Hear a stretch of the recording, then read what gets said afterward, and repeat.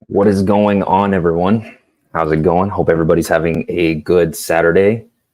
Welcome to the Blueprints.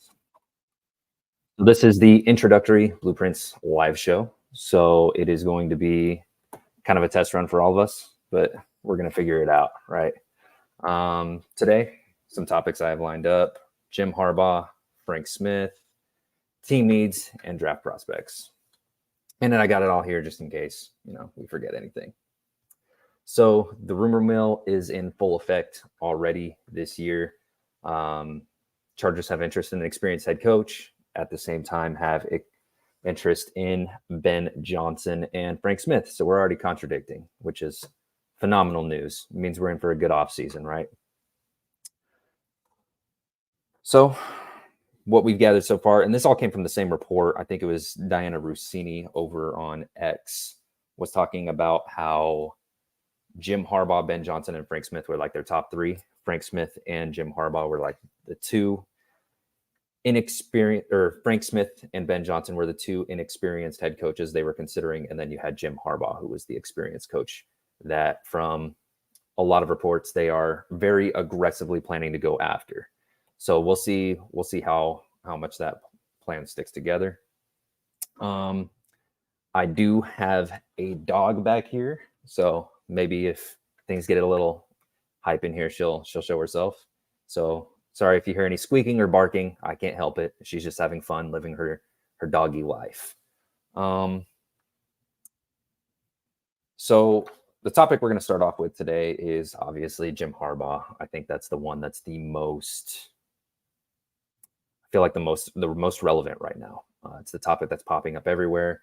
And if you guys have any questions or comments that you guys want to put in along the way, this is going to be just as much a discussion or a Q&A, whatever you guys want it to be, just as much as it is me talking. So whenever you guys want to chip in and comment anything or ask any questions, feel free, and I'll go about them along the way.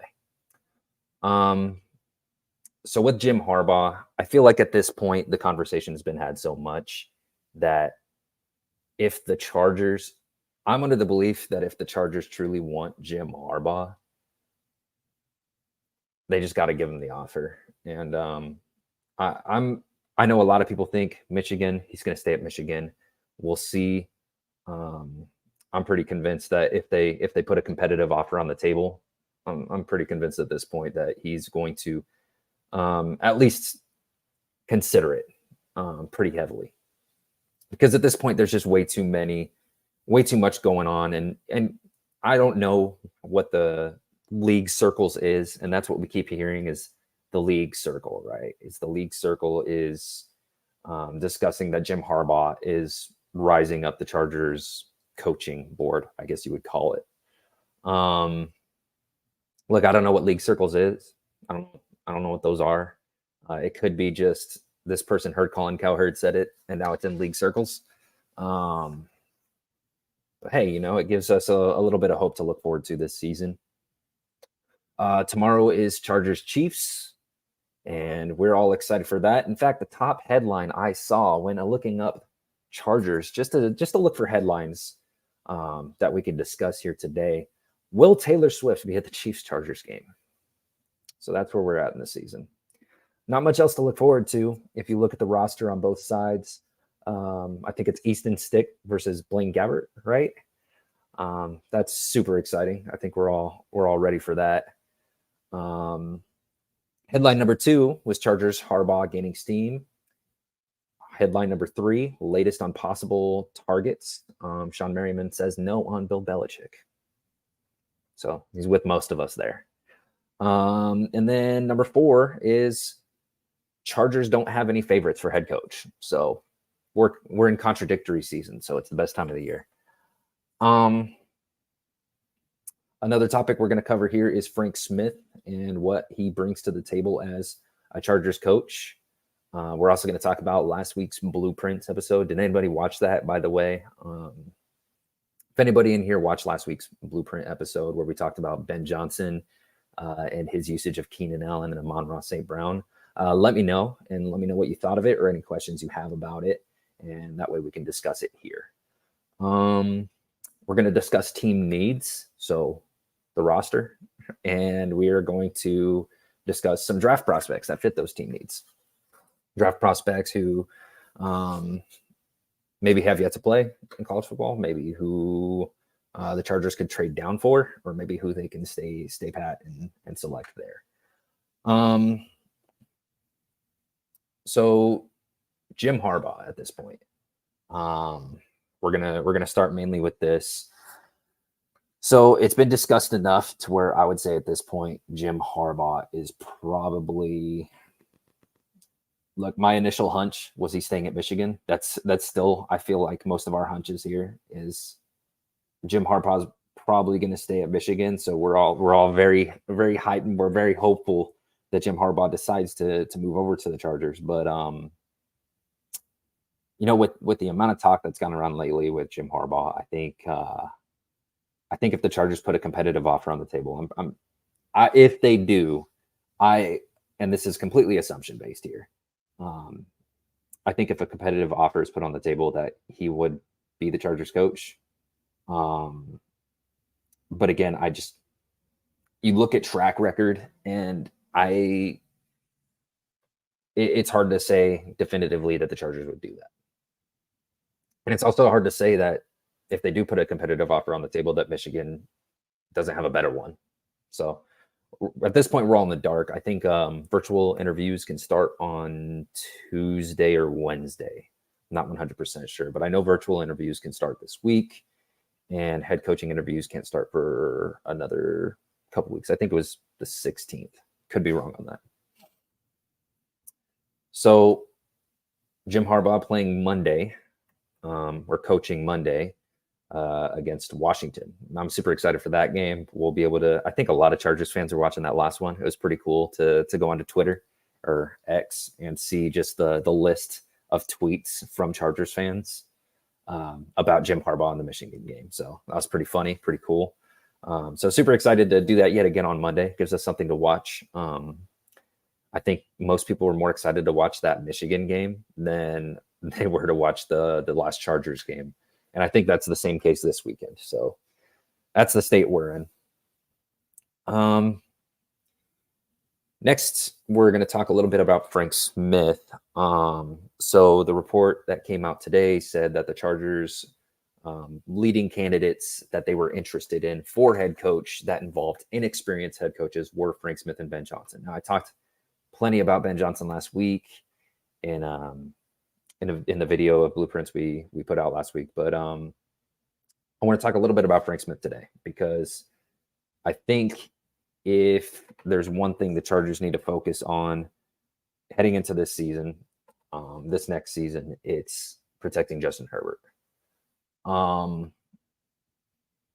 Frank Smith has done a lot for the Miami Dolphins that's not talked about. I know Mike McDaniel gets a lot of the credit that he does deserve. He's a phenomenal play caller. Frank Smith, that Dolphins O-line had at least two guys that were kind of like at that point in their career where it could go either way, where you're talking it could go downhill for them really quick. They hadn't lived up to the promise that they were drafted. One of those is Jackson over there, and Frank Smith has turned that Dolphins O-line into a really good unit. You talk about one of the best run blocking units in the NFL, and you talk about one of the best protection plans in the NFL, week to week. And I know a lot of people have discussed keeping Kellen Moore. I don't know if that's going to happen or not, but if it does,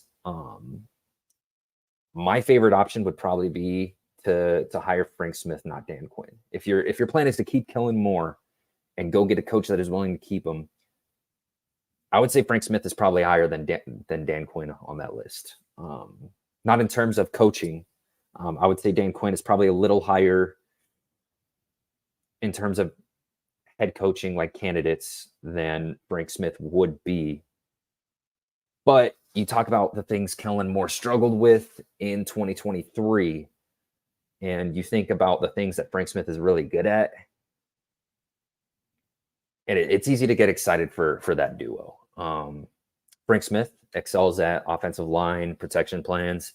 He's always going to have that in place. He's always going to be able to protect Justin Herbert extremely well. And that was kind of Kellen Moore's shortcoming, I think. I love Kellen Moore's route concepts. I love Kellen Moore's play designs. I love what he did early in the season, getting the screen game super involved and getting things to attack the depth behind that screen game. So it added a layer of that horizontal passing game that you want. And then took advantage of that by using the vertical passing game to kind of play behind it.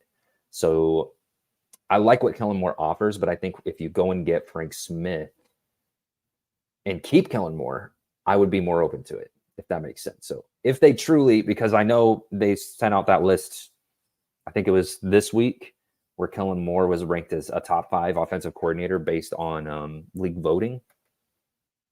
So if you really want to keep Kellen Moore, I would probably make it a focus to go see if you can get Frank Smith to kind of to cover up some of those shortcomings. Now the issue with that is you're not getting your culture reset that everybody wants. I feel like all of us at this point really want a culture reset with the team, which is clearly Jim Harbaugh and Bill Belichick, even though there's some things I don't like about that. But say what you will about Bill Belichick and what he might or might not do for the Chargers, he would reset culture. So I feel like if you're going and getting Frank Smith, I don't know if that culture reset you're looking for from this year to next year would really work out. But I do know they would be better off with Frank Smith as head coach and protecting Justin Herbert, because that's got to be the number one priority moving forward at all times, is to protect Justin Herbert. Which kind of brings up team needs. So we're going to kind of segue into that. So team needs, they're picking at 6 right now, right? They're still picking at 6.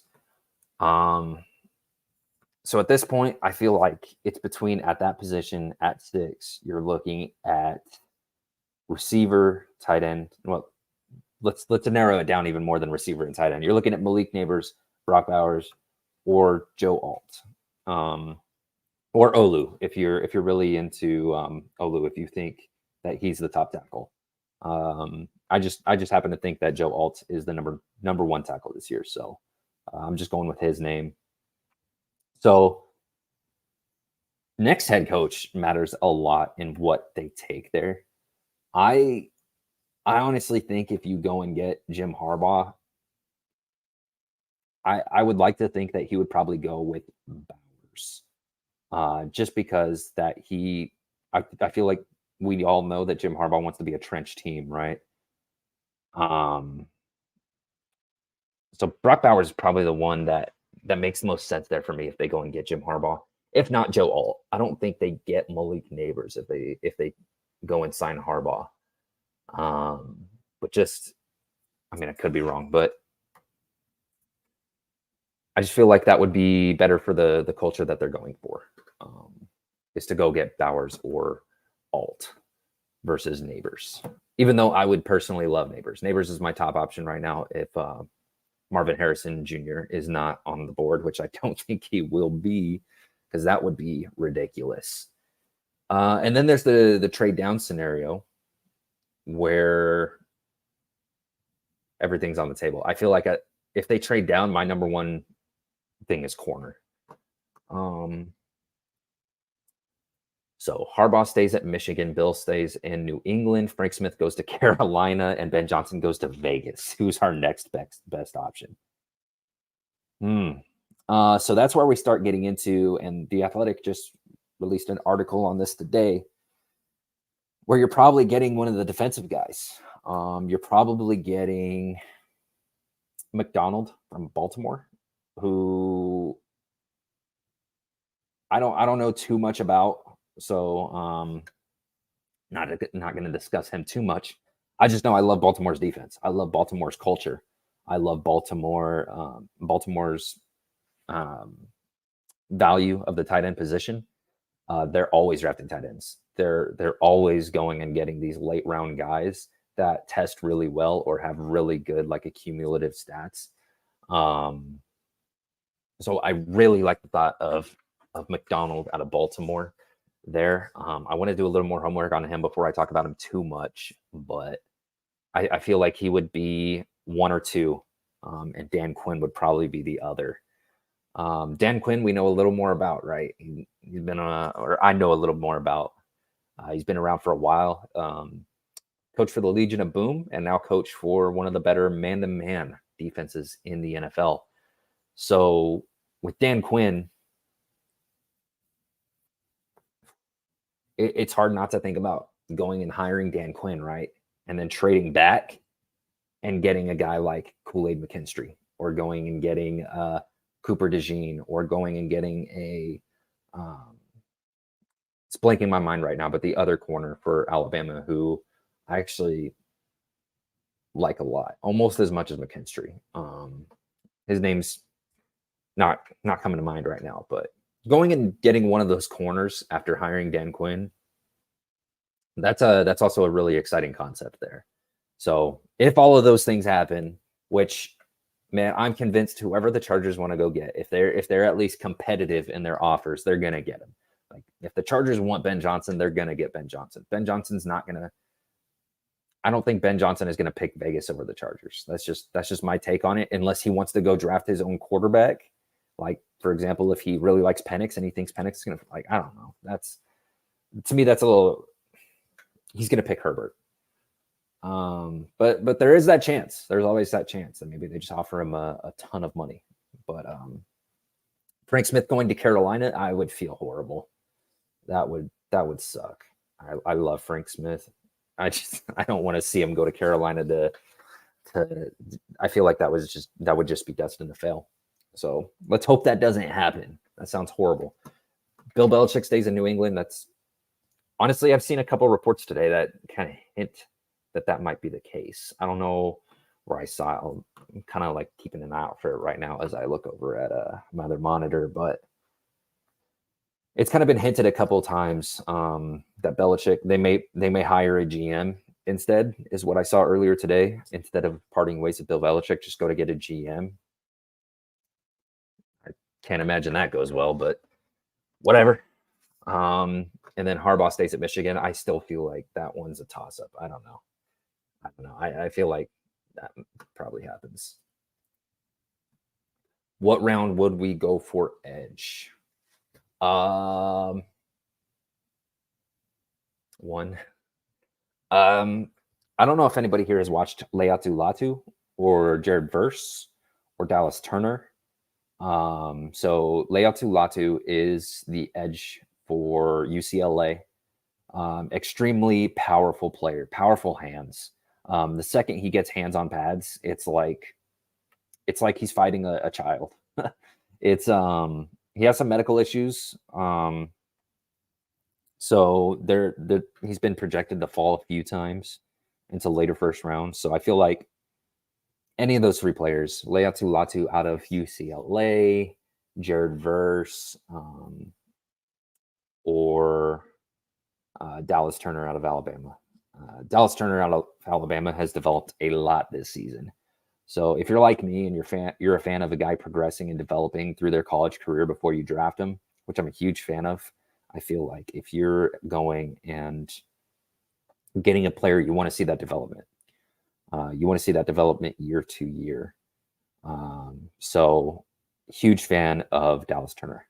But Leatu Latu, if his medicals check out, he's my edge one, clear as day, like no competition. I think he's the power in his hands when he latches on is just unbelievable.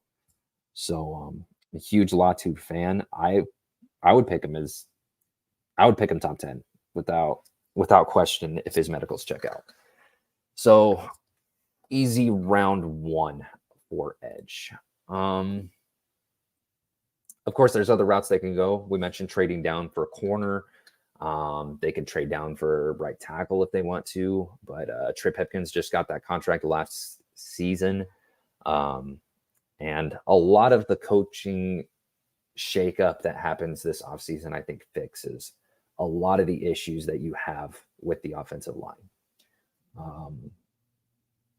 I know talent has been a question of the offensive line. I know Zion Johnson has come under a lot of flack. I know Jamari Salyer has been talked about as taking a huge step back. I don't agree with either of those things necessarily. I think Zion has had some issues against early rush. If he loses early, which is not great. But that was earlier in the season. Over the last few weeks, Zion Johnson has been fantastic, and he's been a lot better at that first contact stage in the reps. So I think he's given up like 2 pressures in the last 4 weeks or something like that, or last 3 weeks. But Jordan McFadden started for him last week and also looked great. And then Jamari Salyer, I think, has just been getting a lot of unnecessary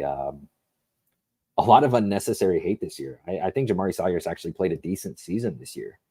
So he went from left tackle to right guard, and he's still showing really good reps, really strong reps. Individually, one-on-one, Jamari Salyer usually doesn't lose. Usually Jamari Salyer's losses come from stunts and twists and simulated or delayed pressures from linebackers and such like that. That's usually where his losses are coming from. Him and Trey Pipkins have had a lot of trouble with that. And then over on the left side, Zion Johnson has a lot of issues with stunts in particular. And I don't know how much of this you can attribute. I would say you could attribute a lot of that to Corey Linsley. So that's just another plus for Frank Smith as Chargers coach, which is why I was super excited to see that their top 3 options. Don't know if it's true or not. It was a very contradictory article, like I said, but Jim Harbaugh, Frank Smith, and Ben Johnson. I feel like that's a good 3 to start with there.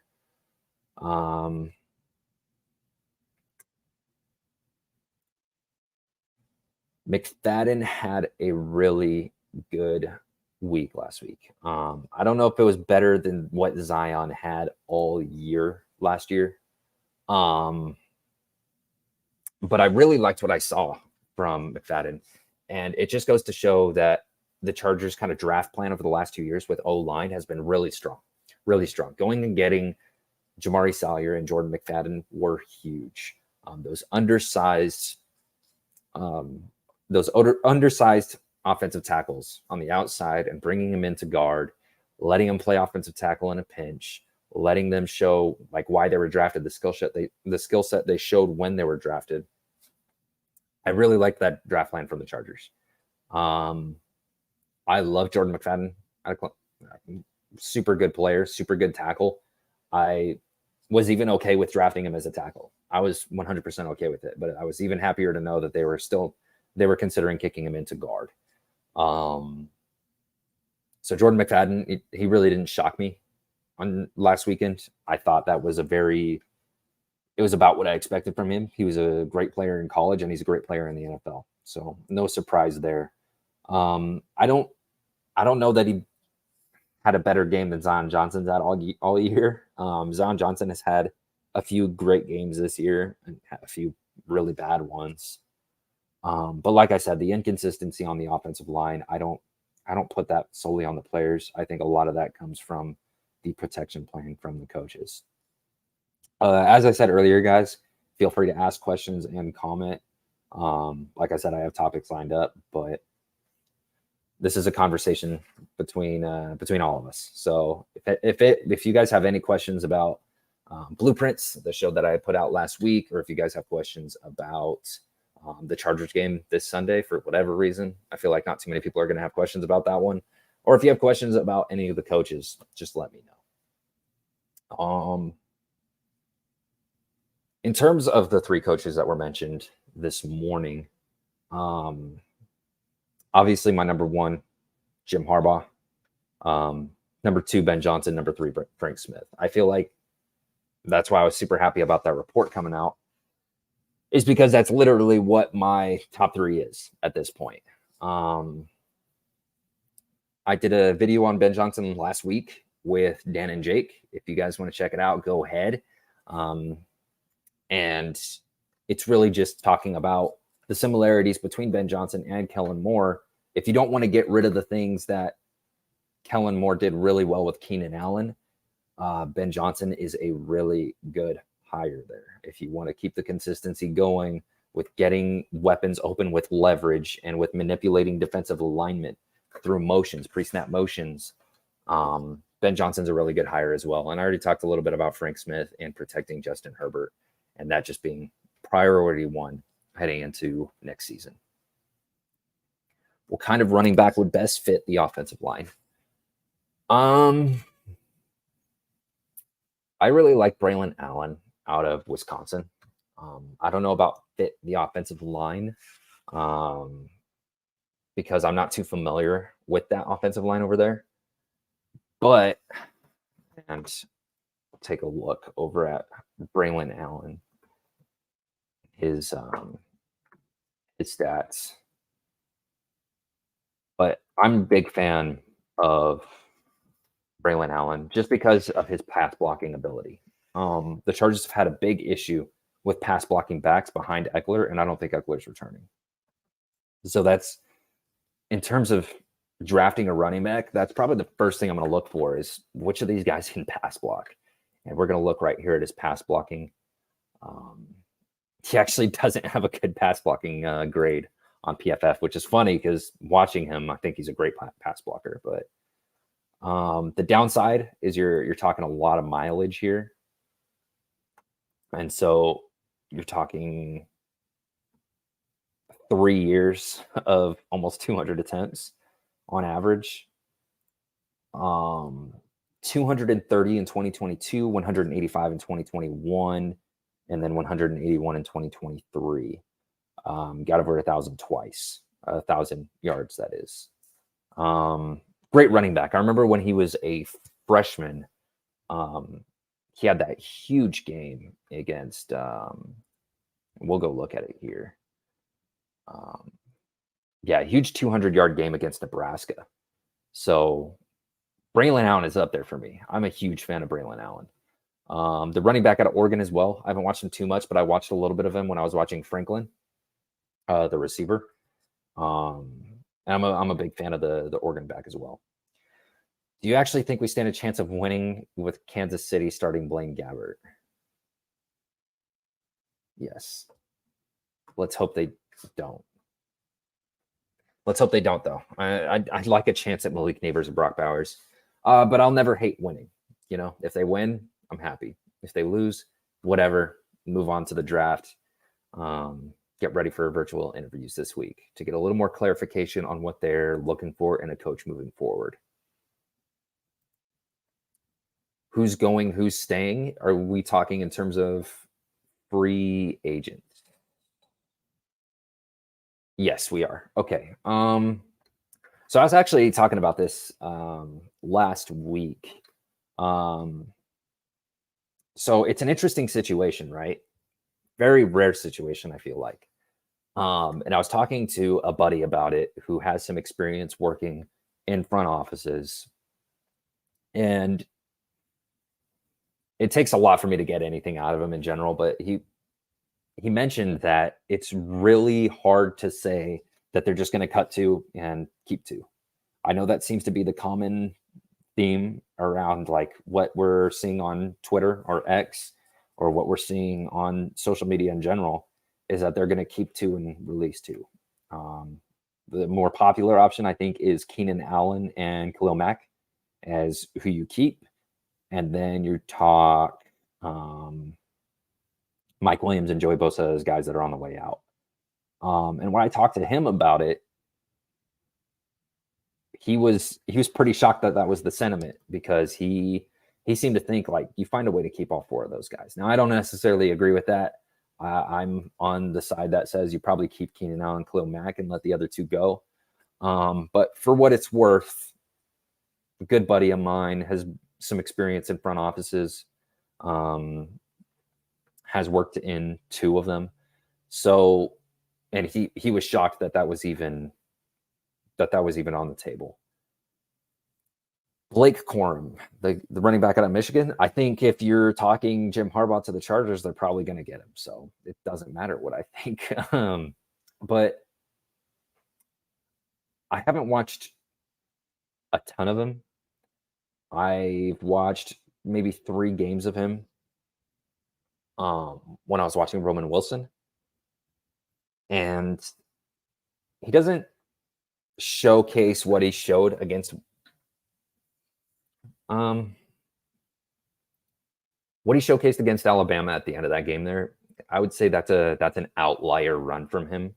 But I mean, I like him. I like him as a late round pickup, but you're talking the type of running back that the Chargers have drafted in the late rounds over the last few years. And I think if you draft Corum, you're kind of doing more of the same, if that makes sense. Who would be my home run pick for the Chargers in the first round? I mean, Marvin Harrison Jr. But even then, even with that, I would say Malik Neighbors, probably my home run pick in the first round for the Chargers. I would freak out if they went and got Malik Neighbors. That's a completely new kind of receiver for them to draft. It shows a change in philosophy. It shows a change in like what they're looking for their offense around Justin Herbert. Like for example, if they trade back and get Odunze, I think I'm saying his name right, Odunze, I'd be like, all right, all right. But because I like Odunze quite a bit, but it doesn't really change what they've done over the last decade now. So Malik Neighbors would be that home run pick for me in the first round.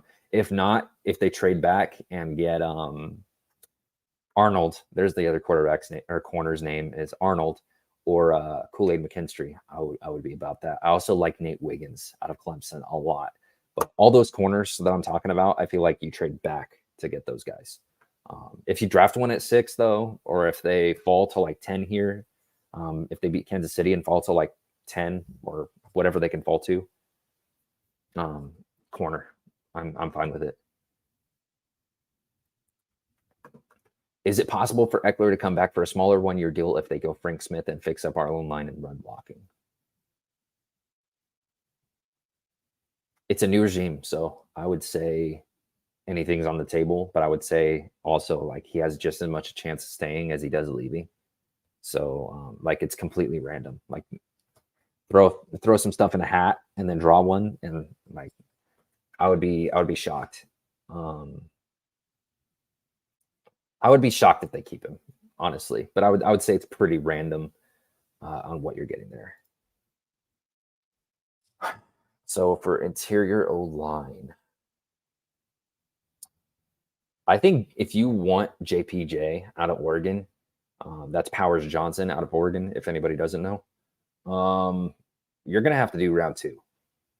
I think he's going to fly up draft boards a lot faster than people expect. I know a lot of people are seeing him in like the 3rd, 4th round. It's not going to happen. I no chance. He's way too good at the position. I think if you're talking JPJ, you're going to have to get him 2nd round.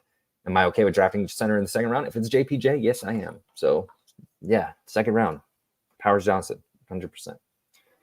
And then Eddie is saying the lowest they can go if they beat Kansas City is 8. Yeah, I'm fine with taking any of the 3 corners I mentioned at 8. I'm 100% okay with that. You're talking Terrion Arnold, talking Nate Wiggins, Cooper DeJean, even any of those corners, I'm completely okay with at 8. Do I think trading back is more valuable than drafting any guy at 6 with how many needs the Chargers have?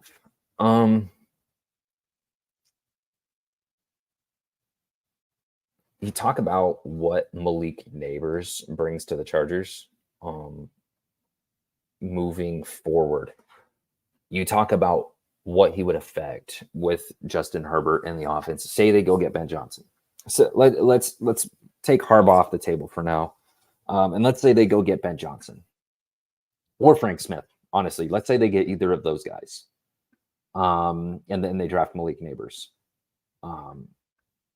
I would say that drafting Malik Neighbors at 6 is with Ben Johnson is way more valuable than trading back and going and drafting a corner at 13 and then having some extra picks for an edge or whatever, or another center or whatever the case may be. I would say Neighbors with Justin Herbert probably has more value. But that's easy to say without knowing who the 3 to 4 good players are, and that's easy to say without hindsight as well. Like, we can look forward at next year, and maybe Powers Johnson and Nate Wiggins are phenomenal players, already top 10 at their position. Then yeah, you probably would have wanted to trade back and get a Nate Wiggins and a Powers Johnson. And maybe Malik Neighbors isn't as good as everybody thinks he can. I personally think he's going to be an amazing football player. He would be wide receiver 1 in a lot of drafts. Pretty much the only receiver I would put over him in the last few years is maybe Jamar Chase. I would say Jamar Chase. Neighbors is a great football player. He's a great receiver. And you talk about giving Justin Herbert that kind of weapon. I think that's extremely valuable. So we can talk about the value between like a first round pick, like 1 first round pick, and getting 3 to 4 more picks out of that, trading back from that. But you got to think about what the 3 to 4 players are. So let's say they trade back to 12 and get Nate Wiggins. I'm assuming you get like a third or a second or a third out of that. You're not guaranteed to get another good player. You're getting another shot at finding a good player. So if you're sure that Malik Neighbors is going to be a good player, you draft him at 6. But if you're confident that you can go back and you have players that you are just as confident that will work out just like Malik Neighbors, then yeah, you could trade back. And in theory, that's more valuable. So, for example, let's say you hit on one of those 4 picks you get for trading back. Let's say you hit on one of them, which is more common than you'd think. Shoot, let's say you hit on 2 of them. Let's say you get 2 out of the 4 picks that you traded back for. Say Malik Neighbors was there on the board at 6, and you traded back and you hit on 2 of the 4 players that from the extra picks that you get. Are those players as good as Malik Neighbors? Maybe not. So either way, it's a gamble. It's a gamble to stay put, and that's what makes the draft fun. Is you're not getting guarantees here. It's a gamble to stay put and take Malik Neighbors. It really is. But I do think that Malik Neighbors is going to be a great player in the NFL. So if you want to take the risk of trading down and missing out on him or Brock Bowers, yeah, you could do it.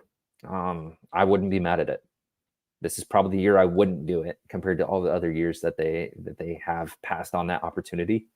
And I've said, man, you got to trade down. But this year is probably the year I would stay put. 100%. 100%. If somebody throws a farm at him, because these quarterbacks are rising fast. We're now talking about Jaden Daniels. It's a top 5 pick. And we're talking about Michael Penix as a top 5 pick, potentially. We're talking about people are putting Bo Nix in the top 15. So yeah, there's that opportunity that somebody, even picking 12 or 11, you're talking any of those guys. Like, let's look at the draft order here. Let's take a little look at the NFL draft order.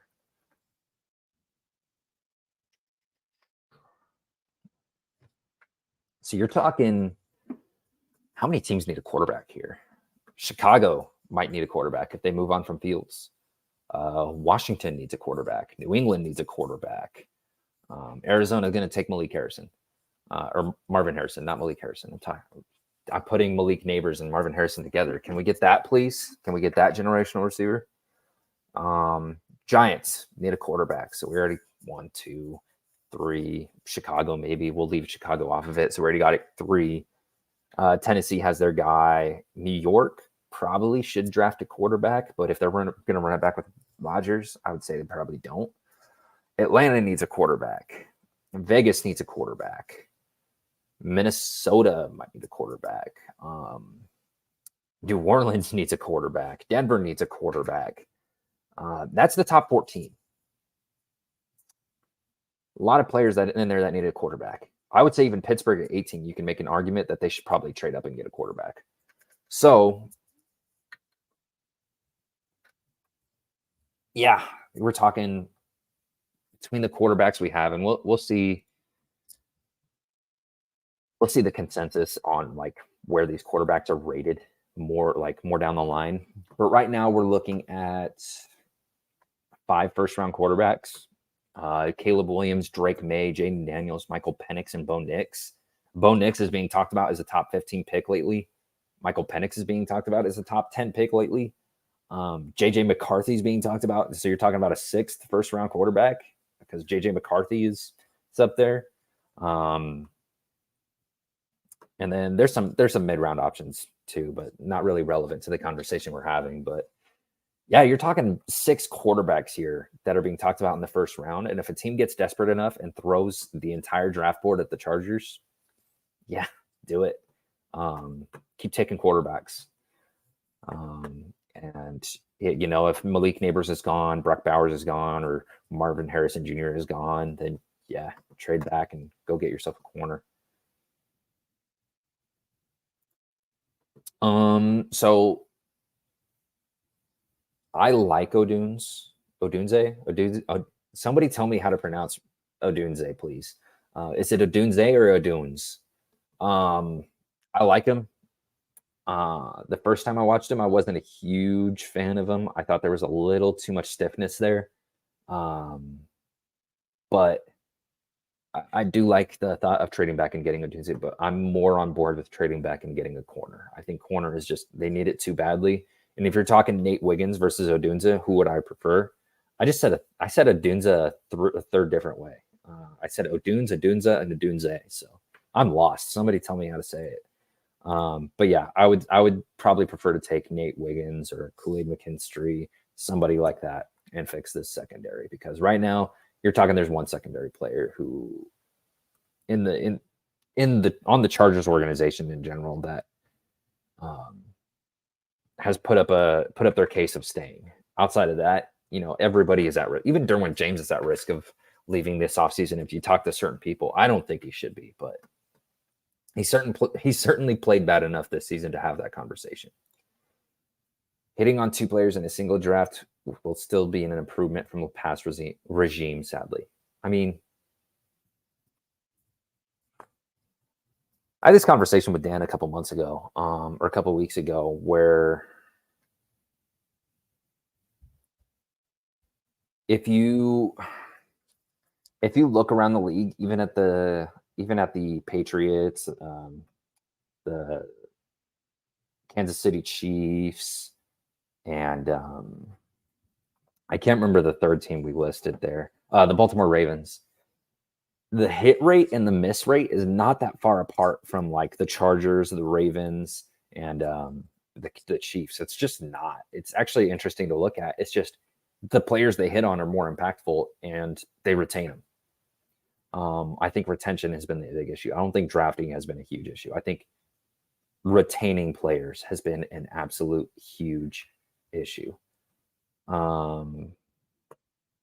And then QBs will just jump in the draft all the time. Remember, we were talking about who was the quarterback that came out and what's drafted to the Tennessee Titans like 3 years ago out of Liberty?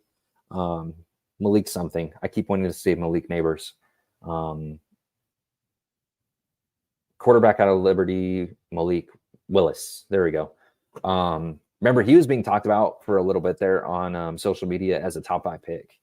And then ended up going and falling multiple rounds, not even going in the first or second round. I think it went in the third. So it's just they'll climb up the board and they'll fall, and combine will happen and people will freak out. But yeah, I think with the amount of teams in the top 15 or the top 18, if you include the Steelers, that need a quarterback, I think you could see a run on them. Who is my lock for Houston at Indianapolis? Gus Bradley is the defensive coordinator for Houston, right? Or for Indianapolis, right? And CJ Stroud has absolutely destroyed cover 3 defenses this year. He has hit the seam better than almost any rookie I've ever seen. And the seam is exactly where you want to throw against cover three. I'm taking the Houston Texans over the Colts. I think CJ Stroud is going to destroy that defense. I think he's just going to walk it down the field all day. But we'll see. Are you talking about NFL Stock Exchange, Connor Rogers, right? And then Trevor. So if how did I pronounce it the first time? Odunze. If that's how they say it, then I'll roll with that. So a lot of different directions the Chargers can go. If we're talking, I'm actually curious to know your guys' thoughts. How would you guys feel about trading down and getting a corner and passing on a Malik Neighbors and Brock Bowers? I mean, it would be interesting. You're opening up more of an opportunity to go draft a Powers Johnson, draft a center in the second round, early second. Oh, there's Dog. So if you're talking about drafting a center early in the second, if you're somebody who doesn't value center a lot, then yeah, you'll like the idea of trading back and going and getting Powers Johnson in the second and maybe deflating the value of that a little bit because you were able to trade back. They really should get Brock over Neighbors. So I see this. I see both sides to this argument. I know when I watched Brock Bowers, I forgot I was watching a tight end. Completely forgot I was watching a tight end. I thought I was watching. I was just watching a playmaker. Is what I was watching. To label him as like, oh, you don't draft tight ends early. I don't think that's fair. And a lot of people are pointing at Kyle Pitts as a reason you shouldn't. Kyle Pitts' talent is not in question. Nobody is questioning the selection of Kyle Pitts in the early first. Nobody's questioning the talent evaluation there. He is a phenomenal tight end. He is really good at what he does, and he's a playmaker, and he was worth the pick. It's just they have issues there in Atlanta that with coaching and players that just make the pick look worse than it was. I still think Kyle Pitts was a phenomenal pick for them. So I don't get the argument that look at Pitts. That's why they shouldn't draft Brock Bowers. Drafting Brock Bowers over Malik Neighbors. I just like Malik Neighbors too much. It has nothing to do with tight end value. It has nothing to do with Brock being like not a good player. I like Brock Bowers a lot. I would draft him there. I would. I just like Malik Neighbors more. That's it. I just like Malik Neighbors more. It really has nothing to do. It has nothing to do with Brock Bowers being the reason that I want Malik Neighbors so bad at 6. It has everything to do with Malik Neighbors. I think if you're talking any other draft from the past 10 years outside of Jamar Chase, Malik Neighbors would be my wide receiver one. So I don't fault you for wanting Brock Bowers over Malik Neighbors. I think that's a fine take to have. And in a lot of drafts, I would agree that Brock Bowers would be my selection, but I just like Malik Neighbors a lot. And you do like that is a good argument that Neighbors doesn't contribute to the running game as much as Brock Bowers would. If you use Malik Neighbors right, he would. If you get a really good horizontal game going, like the Chargers have failed to do on a consistent basis this year, then I think he could. But I get where you're coming from 100%. That Brock Bowers would affect the running game more. They need the tight end there, and the drop off at tight end is considerable. Like there's still receivers I like a lot in the first and second, or in the second and third rounds that I would be all on board taking. Not a lot of tight ends in day 2 that I'm fully on board on. I think you're missing some other great players if you take tight end in day 2. So I completely get it. If we could get an extra first in the trade down package, it would be worth it.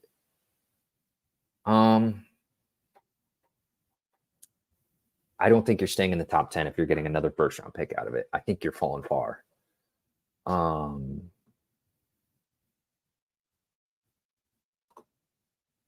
You might be able to though. Are you saying a first in a future draft or an extra first in this draft?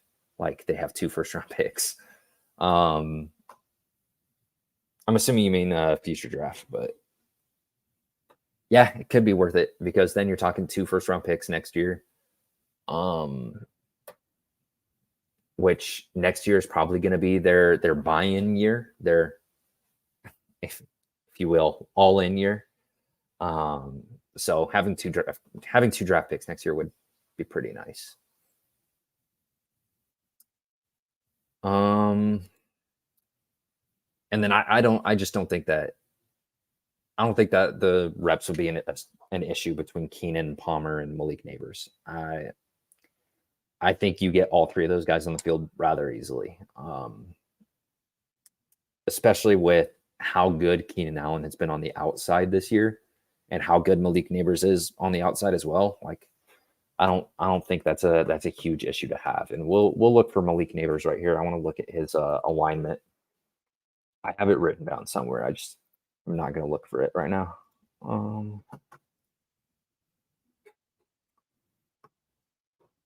So yeah, so 95% in the slot, but I didn't think it was that high. In years past, though, it hasn't been that way. I'm looking at 2021. That's why I was like, that doesn't sound right. So yeah, slot percentage for this last year is about 53.6%. I think you could get all of those guys on the field at the same time rather easily, especially with Keenan Allen playing more to closer to 50 to 60% in the slot this year versus I think it was like 60 something percent in the years past. And we could even look at Keenan Allen right now as well, just to make sure we get our numbers right here. We'll look for Keenan Allen. And Keenan Allen's slot percentage this year was 59%. So pretty close. And 40% out wide. I mean, I think you get them all on the field at the same time. And he says more about targets, only 1 ball. Yeah, but if you're talking that way, you're talking more about, that's almost like arguing that more weapons are worse to have because the ball can only go so far around. And then not being sold on Neighbors. I like Neighbors a lot, but we'll slow down with the questions here. And again, if you guys want to keep asking them, go for it, and I'll get to them as we go. We got about 10 more minutes here before we close it out. So I feel like we'll revisit the first topic that we visited today, which is Jim Harbaugh. I know Jim Harbaugh at this point is kind of like the dream. I would say if you look at 3 weeks ago, if you asked me 3 weeks ago if they're going to get Jim Harbaugh, I would say I was even on record of saying like 10%, 11%, 12%. I'm probably closer to like 50, 60% right now. I think that's being overly hopeful, but just from the amount of stuff that's come out, and I mean, you can't overly trust it too much, but just from the amount of stuff that has come out over the last week, and just how it sounds around the league circles, I'm almost confident that they go and get Jim Harbaugh. And like I said, from that report today, it looks like their top 3 is Jim Harbaugh, Ben Johnson, and Frank Smith, which I love that top 3. And I know a few of you in here like the idea of Frank Smith as well. So if they can't get Jim Harbaugh, I would say Frank Smith is a great consolation prize. Ben Johnson is a great consolation prize. to go and get. So super happy to see that report. But at the same time, it was also a contradictory report saying that they prefer experience, but their number 2 and number 3 guys are Ben Johnson and Frank Smith. So that's just a little bit silly. Other than that, we already talked about draft prospects. We pretty much touched on team needs. Outside of free agency, I mean, I don't know. I don't want to cover free agency yet. We're not at that point. Next month, I'll have a video out on free agency, and then we'll discuss it more then. But in terms of team needs, I'm just going off of prospects here. I'm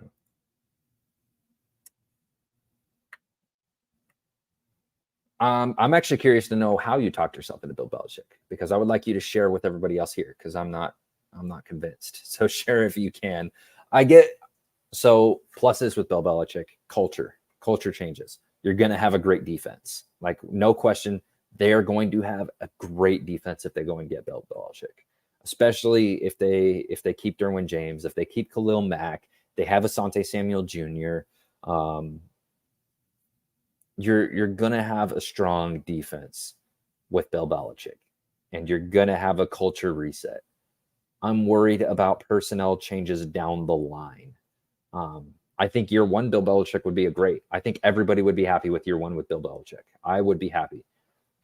It's year 2, 3, 4. That's what I'm worried about. And just the age as well. You're talking maybe he has 4 more years. Maybe he has longer than that. I don't know what his plans are, but there's a lot of reasons to talk myself out of it as well.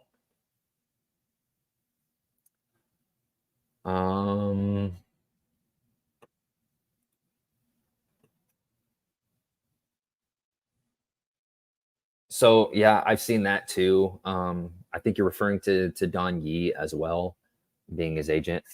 I don't know anything. I just know what I keep seeing over and over again. Maybe they get him, maybe they don't. I'm still at a 50% right now. I'm still not overly confident, but I'm at a point where it's being talked about so much, and so many tidbits have come out, and so many people have backed this up, that it's not looking as far-fetched as it was a week ago, for example, where I had no confidence that was going to be a thing. So we'll kind of wrap this up, unless we get any last-minute questions here. So yeah, today covered Jim Harbaugh, Frank Smith, some other coaching candidates, covered team needs, covered draft prospects, talked about trading down, and then talked about some silly headlines earlier. So I think we have a successful introductory episode, introductory live show for Blueprints. Blueprints, new show for Chargers Unleashed. Had our first episode last week about Ben Johnson, Keenan Allen, and Amon-Ra St. Brown. Highly encourage you guys to go and watch that if maybe you're not sold on Ben Johnson, or maybe you are sold on Ben Johnson and just want to watch a video about it. So we're not gonna end quite yet, because we're actually gonna discuss this last one right here. Brian Flores more than Bill Belichick. That's another good argument to have, is that you look at the defensive candidates across the league. You look at McDonald out of Baltimore. You look at Brian Flores out of Minnesota. There are some good defensive candidates out there where I'm pretty confident that those kind of guys get you a great defense. So if the argument is go get Bill Belichick because he's going to get you a good defense, I get it. And I also get that he had Brady for a lot of years, and you're talking about giving him Herbert now. But the thing, I'm not concerned about that as much as I'm concerned about what coaches does he bring in? What's the personnel he brings in from year 2 to year 3 to year 4? That's what I'm worried about with Bill Belichick. So just to clear that up before we wrap it up. Appreciate everybody watching. We'll probably have 2 of these a month, where you guys get just me, and hopefully we get Dan and Jake on there, a couple of them as well. And the goal is to do at least 1 of these or 2 of these in between each of the theater episodes that I release. Those theater episodes being the Ben Johnson episode I released last week. So Appreciate everybody showing up. Appreciate everybody watching. Make sure to leave a like and provide any feedback you can, and see you guys in the future.